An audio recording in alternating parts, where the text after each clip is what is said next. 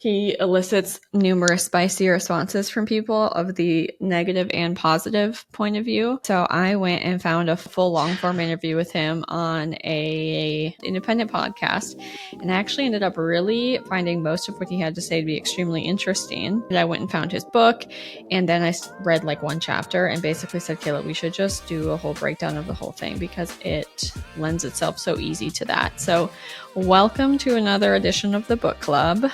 Welcome back and happy Tuesday, turkeys. How long have we known each other? We've known each other for 2 decades. I am not apologizing for who I am or what I like or the people that I love. How do I be a wife? How do I be a mom? And how do I be myself and all of that? You didn't see that coming, did you? Well, good morning and welcome back. Good morning, Kaylee and the Turkey Jacks. Happy Non-Sexual Soulmates Month, aka turkey season. Yes, we're in November. I know. I hope everybody had a good Halloweeny. I have my fall gnomes behind me. You can't see it, but I put your some leaves leaves on my painting. But That's so cute.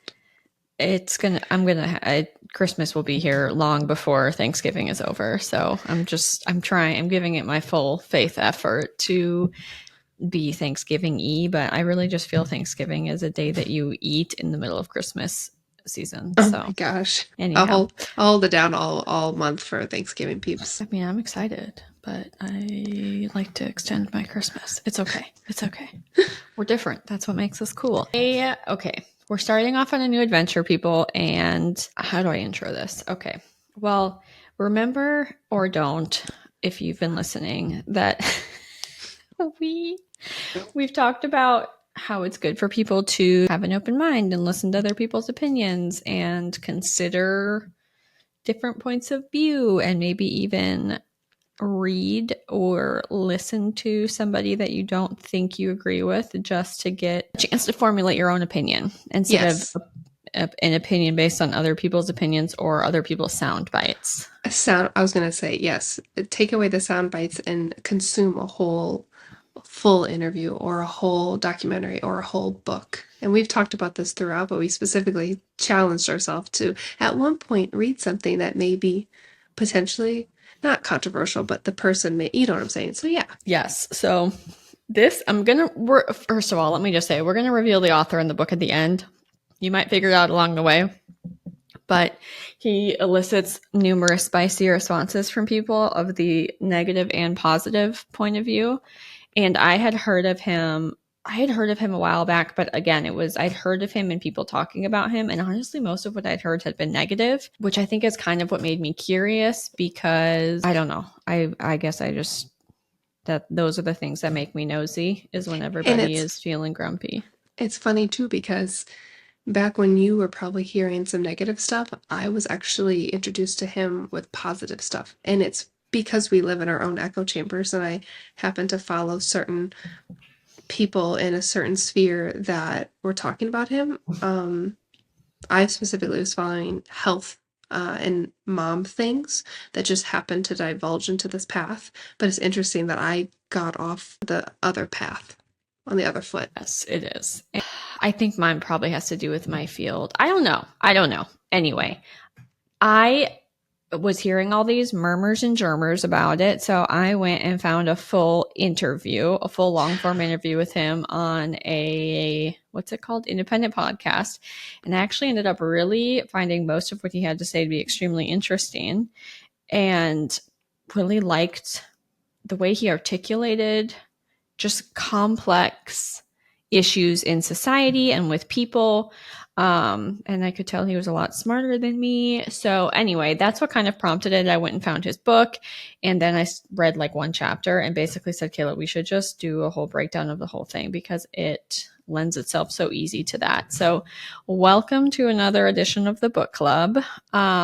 If you have big feelings about this guy one way or the other, I don't know, maybe give it a shot, give it a read, and you don't have to agree with everything. Correct. Take what works. You also don't have to agree with everything that comes out of his mouth. I think it's kind of weird. Yes, if this book speaks to you, but other things he says doesn't, that's fine. If the book doesn't speak to you at all, then that's also fine. Mm-hmm. If you agree with everything, that's fine. I think that's a little unrealistic because people have so many opinions on so many different facets of life. You're not going to agree with everything. Mm-hmm. So, like, don't get your panties in a bundle. It's okay to take what you take and like leave what you leave, you know? Yeah, yeah. And I think, we've talked a lot about this, but growing up in church, I think I've just really seen that you can't put all of your eggs in the basket of one person and be Mm-hmm. all in Oh no. and idealize.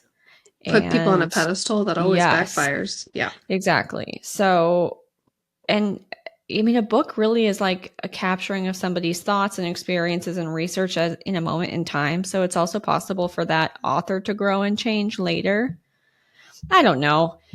I just feel like I think his perspective has been interesting to me because he brings in a lot of historical and religious context, which is fascinating for me, and then also gives purpose to all of the endless amount of biblical study that I did as a kid and a young adult. And it's been kind of fun to have a different way of looking at that, a new place to put some of that information instead of feeling like maybe it doesn't suit me anymore. So anyhow, this book is set up in 12 chapters. So this episode, we're just going to go through the titles of the chapters because they also happen to be a rule or a guide for living or a piece of advice, and just kind of give our initial thoughts because we have not read the books yet. We're going to be reading them week by week and then breaking down each chapter with you guys, and talking about maybe things we found really insightful, maybe some things we didn't necessarily click with or have qualms about, and then just some quotes that we think are helpful. So feel free to read along if you want. If you don't want to read, hopefully our breakdown will be somewhat sufficient. Maybe And it I will don't know, do you have inspire anything you to to add? read the book, but we'll see. And at the end, we'll tell you who it is, obviously, so that you can purchase the book if you want. But I thought it would be worth reading the 12 rules before we unveil because maybe if you hear it with virgin ears and you don't Without think you any like this bias. person. Yeah. Yes, and maybe if you think he's, the second coming of Christ, maybe you'll hear something you don't like if you're not so what is the word? Tainted by your rose-colored glasses. Yeah. I mean, just looking at these chapters, it doesn't seem, nothing stands out to me as bothersome, but let's go through them if you want. Do you want me to Let's do it. start it off on the first chapter? Sure.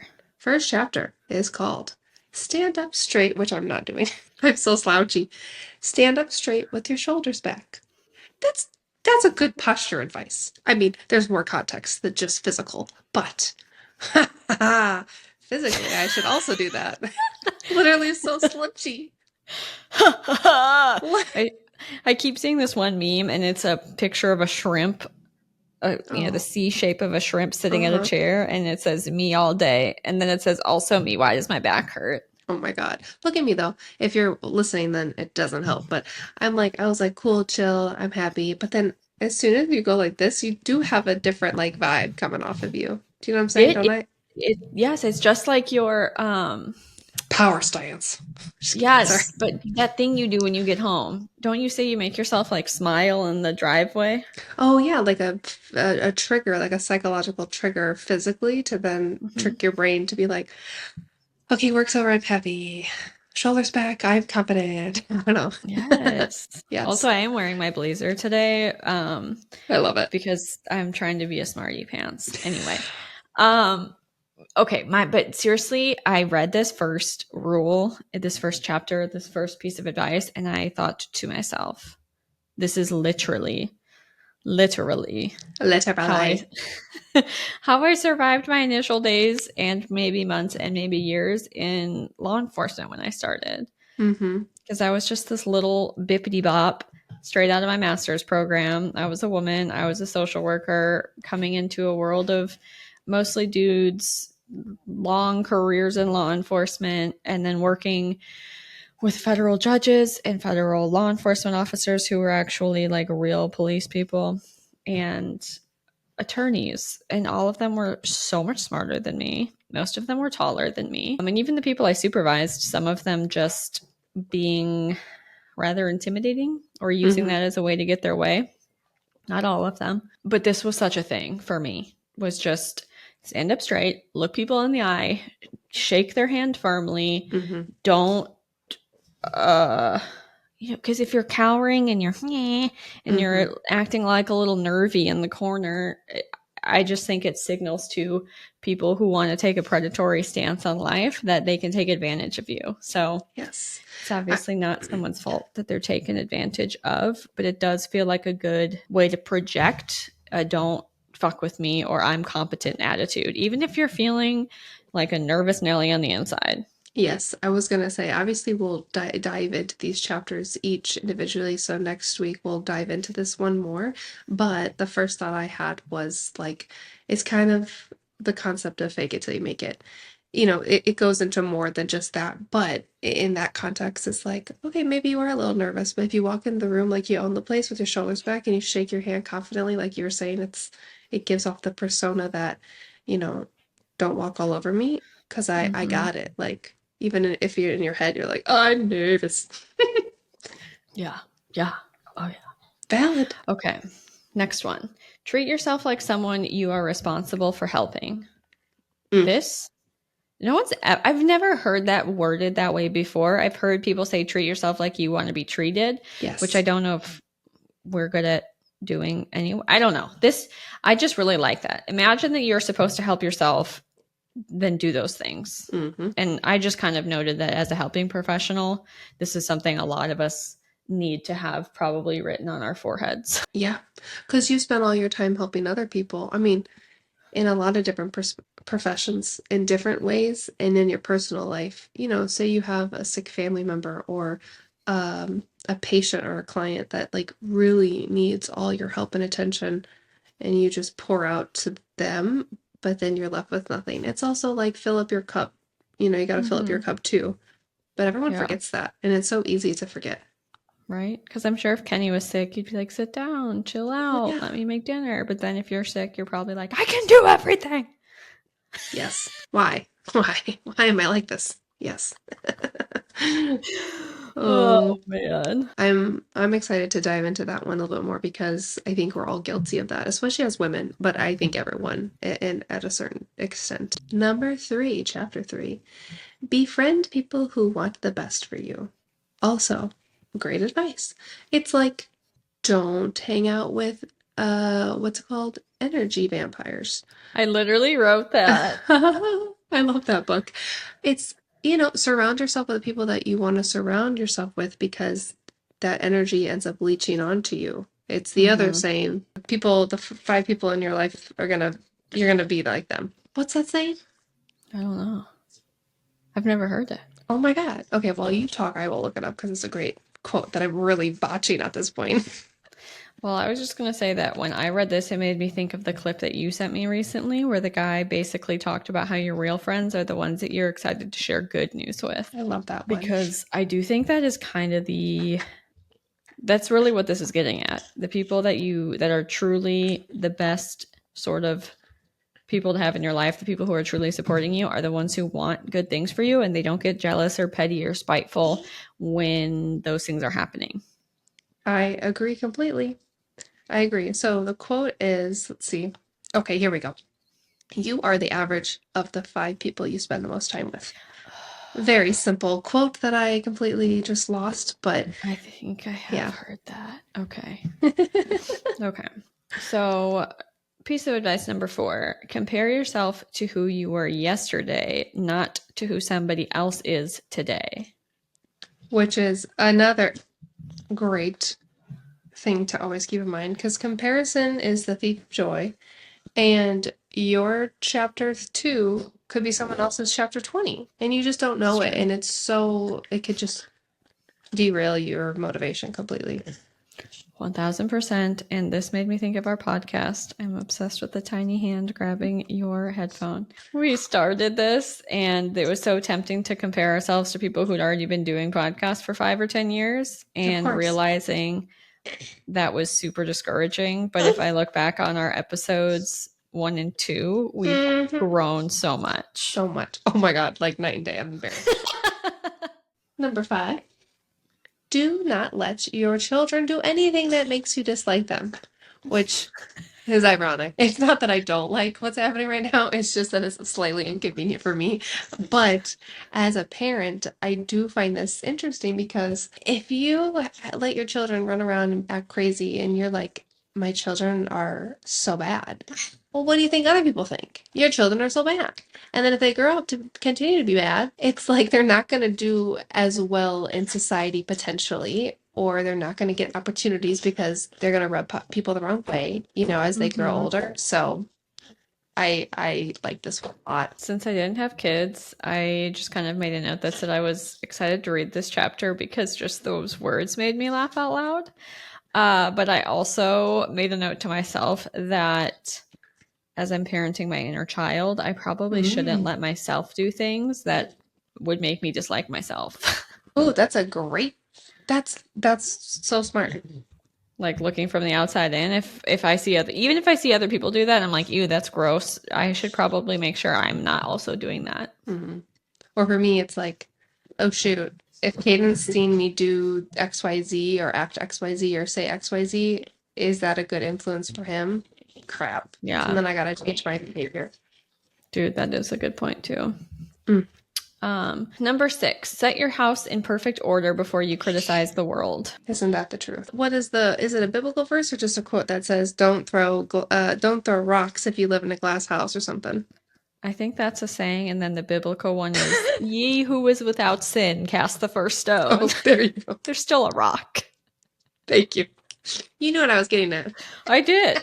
It was what I thought of too. All right. Number 7. If you can hear the crying baby, I'm sorry, he's fine.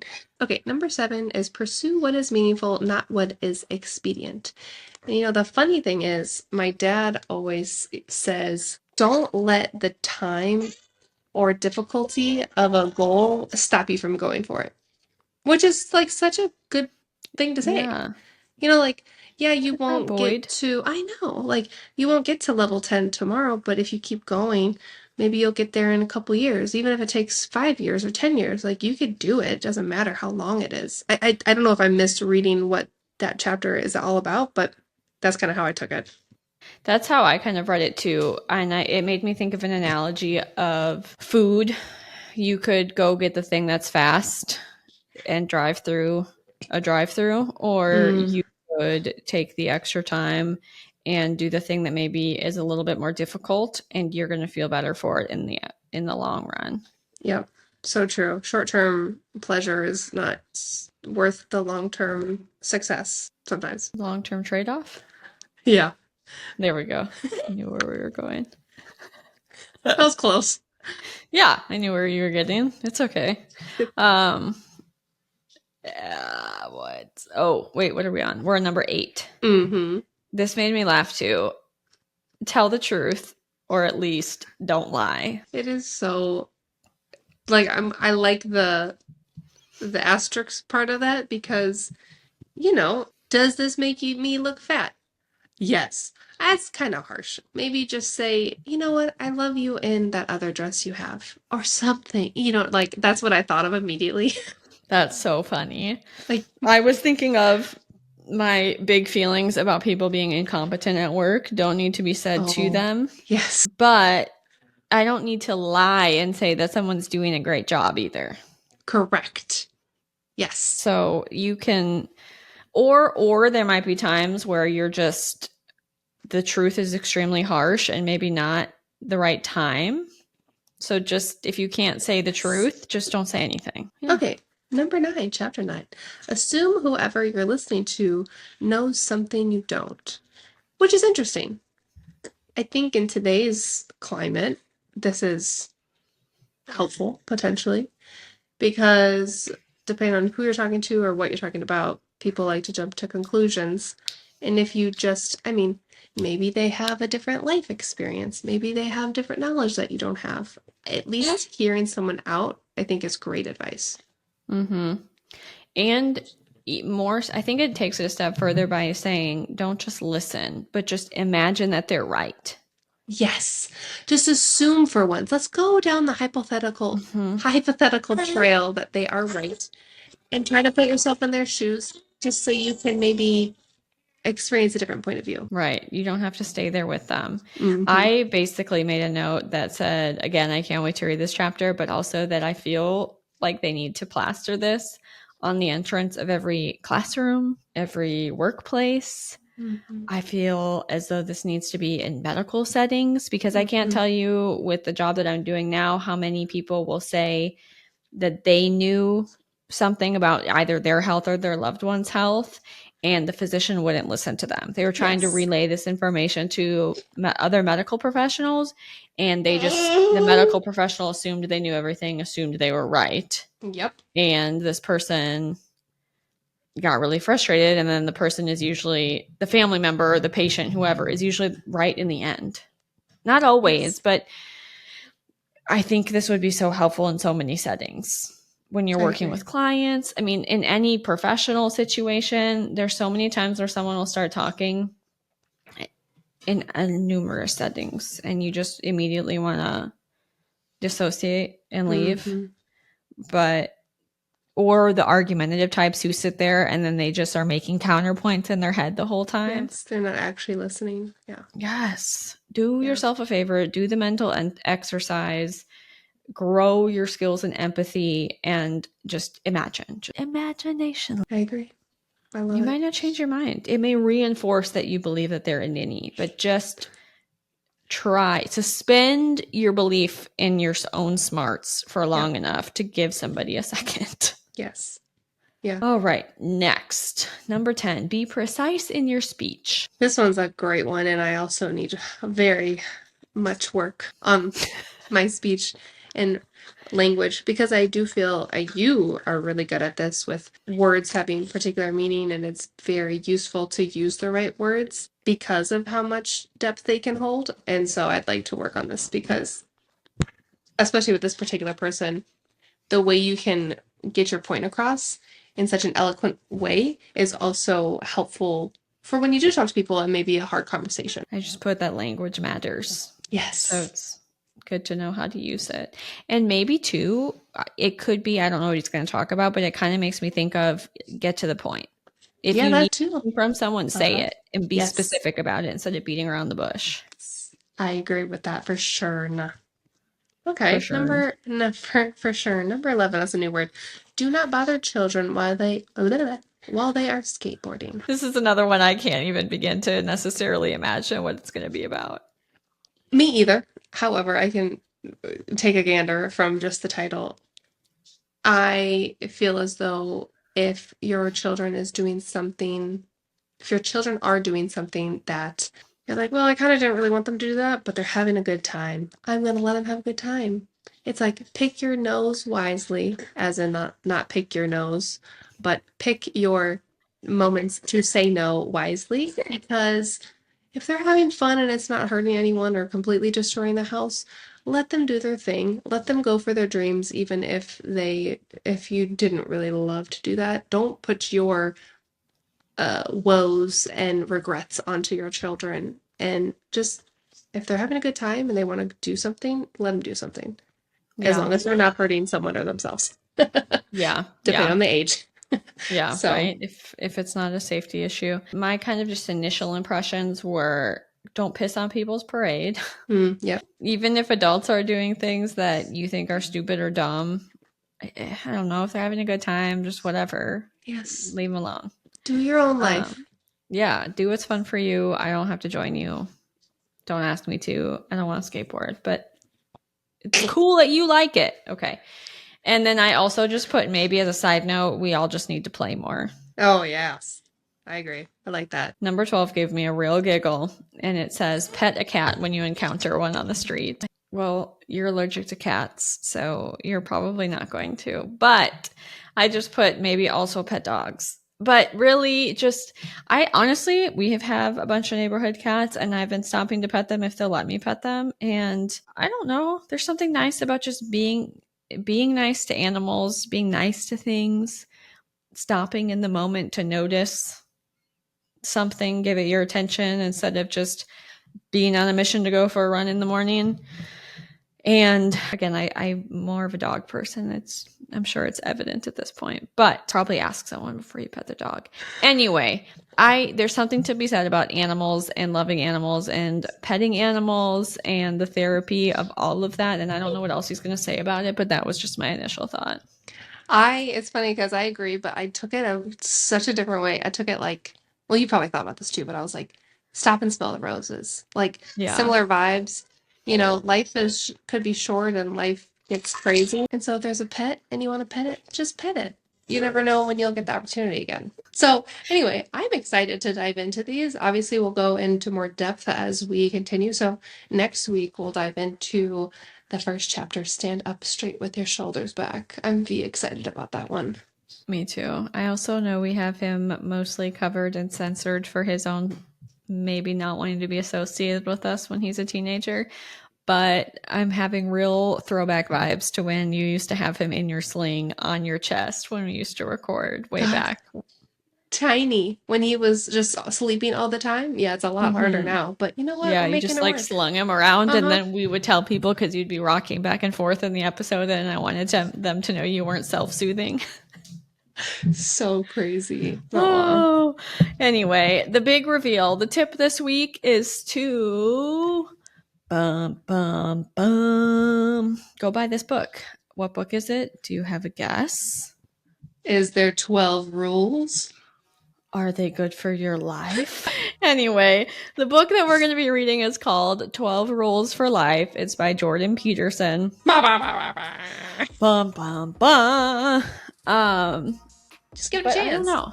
Give it a chance. Check it out. If you thought any of these rules might be helpful for you, I think it's probably worth diving in with us. And like I said, we're going to be looking for things we find that stand out that are helpful, things that maybe bumped us, and discuss perhaps why.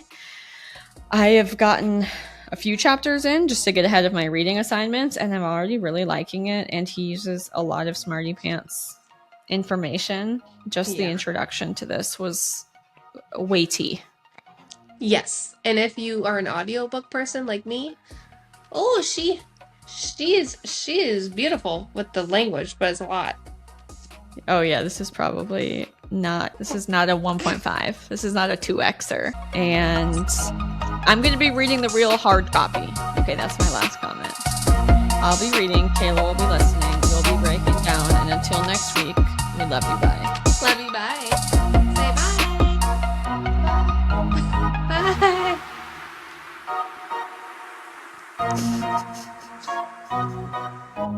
Wait, do it again. Can you say bye?